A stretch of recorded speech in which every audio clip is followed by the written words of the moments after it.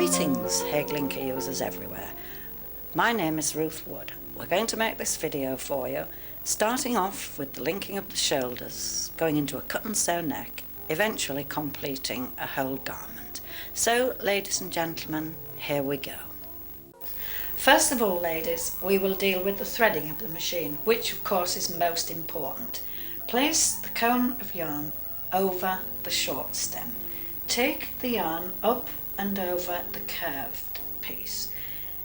Next, take it through the two tension discs along the side of the machine and through the first clip.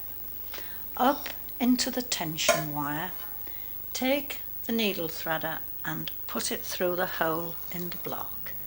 Take up the yarn, pull it through. The threader goes through the needle from the back to the front. Take up the yarn through the eye of the needle and the machine is ready for use. We shall start to assemble the garment by grafting together the first shoulder. By placing the stitches onto the needles, at this point I'm going to pick up 40 stitches. This is slightly wider than the average shoulder, but this will allow for sufficient space to do the cut and sew neck. It helps greatly, ladies, when you're going to pick up these stitches from waste yarn, if you make your waste yarn in a very good contrast colour, not forgetting to steam the waste yarn before you begin. Then it's very clear to see which stitches we're picking up. Now it's very important that you place the right side of the front of the garment facing you. Then the waste yarn is folded over to the front and we can see the white stitches very easily. If, however, ladies, you find you have slight difficulty picking these stitches up, your curved tool will help you greatly. Pick up with the point through the stitches, make sure you have the whole stitch on the needle. Now we have the front in place, we will put the back on next. This time, ladies, we have the wrong side of the garment facing us and we fold the waste yarn to the inside, once again showing very clearly the white stitches. Using again the curved tool to place the stitches in position. If you have any difficulty holding these stitches, if you take a small length of plastic tubing and insert it on the first two stitches, you'll find that it'll hold your work comfortably in position while you place the stitches on the needles.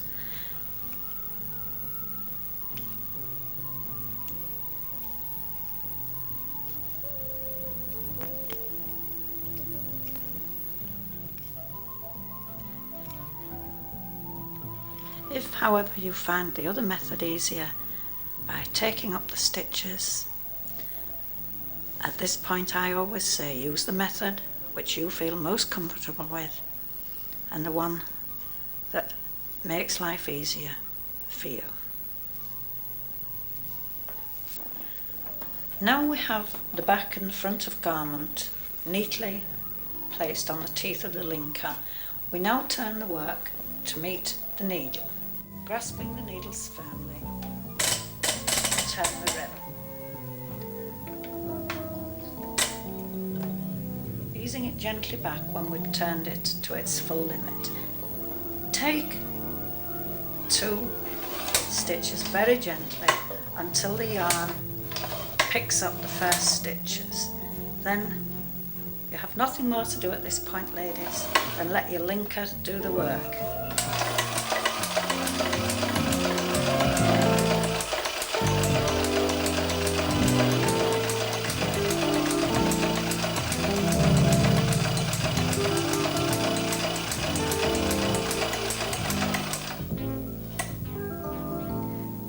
At this point, ladies, all that remains to do is to remove the work from the machine.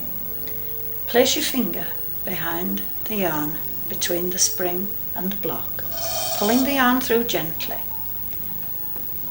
Push the stitch from the bar and it will release your work.